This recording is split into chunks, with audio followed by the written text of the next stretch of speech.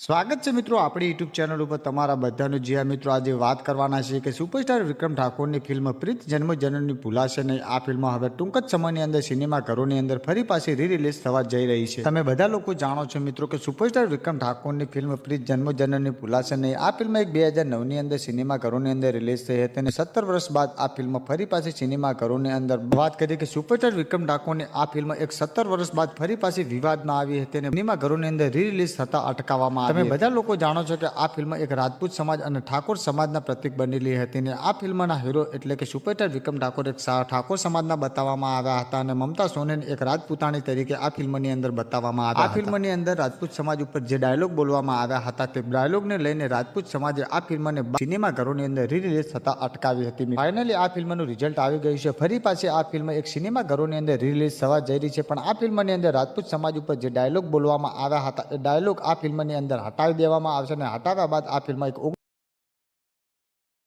સિનેમાઘરોની અંદર આ ફિલ્મ એક રી-રિલીઝ કરવામાં આવશે।